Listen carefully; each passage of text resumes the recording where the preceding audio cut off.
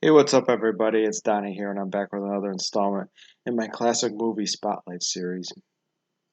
So this video is going to be a little different. I'm not talking about a movie. I'm going to be talking about an actor, and uh, it was an actor who I kind of got the chance to meet. Well, not exactly, not face to face. I talked to him over the phone. I got to ask him a question. And he told me a pretty great story I'll be getting into later. I just wanted to share that. It was not a um, he was from my area of northeastern Pennsylvania. He's actually I'm from Scranton, and he's from the neighboring city of Wilkes-Barre. His name was James Karen, and he was not really a household name, but he had a long and extensive career in films and television. And I think getting to talk with him and meet him over the phone was kind of a cool experience, and I want to tell the story of that. But first, I'll get into Mr. Karen. Uh, like I mentioned, he had a very long, extensive career. He made over like 200 film and television appearances in his career, and and one of the things he was most known for is probably horror movies. He was probably his most notable role was as Craig T. Nelson's boss in Poltergeist, who wound up having a very significant part in why the house in Poltergeist is haunted, but I won't get into that. He also had a big lead role in the comedy horror film Return of the Living Dead, and also one of his earliest roles was a movie I watched recently. It was a crazy movie called Frankenstein Meets the Space Monster, and it was a lot of fun.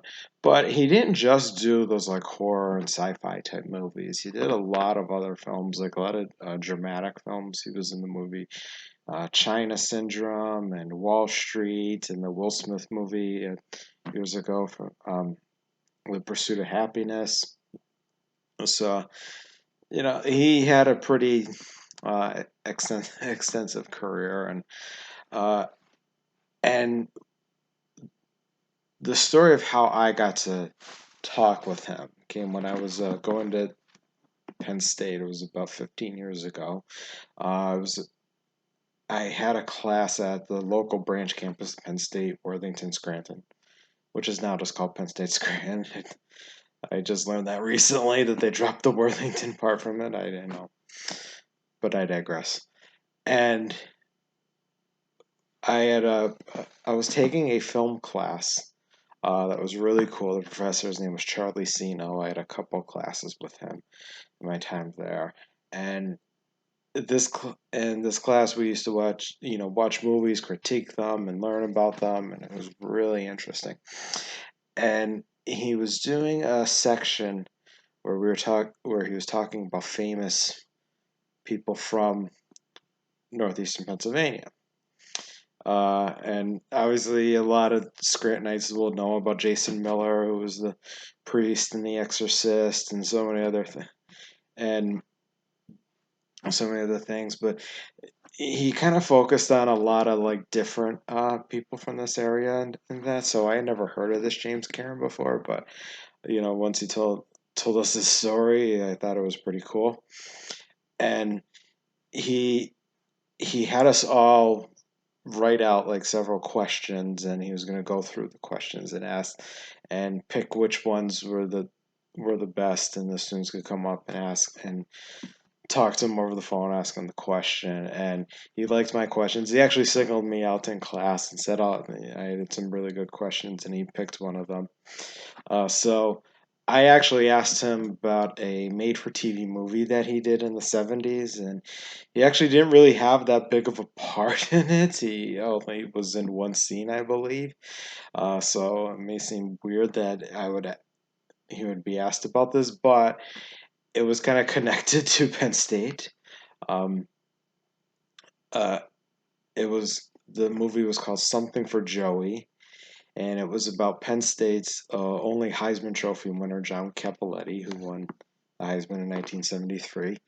and he's best remembered for probably the greatest Heisman speech in the history of the award. He dedicated the award to his brother Joey, who was battling leukemia. Unfortunately, the real life Joey wound up passing away a few years later. Uh, but they had this indelible bond, and it was such an inspiring story of, he was this football star with his brother battling this awful disease, and they so it became I think it was turned into a book and then became a made for TV movie. And James Karen played Joey's doctor. And he told me, when I asked him about his experience on this film, he told me this story about like years, maybe like 20 some years after the movie, like in the 90s or early 2000s, whenever. He was sitting in a restaurant with his wife, and a woman comes up to the table and says to him, "Years ago, you told my husband that he was going to die." And he looked at her perplexed. He's like, "What is going on? Who are you?"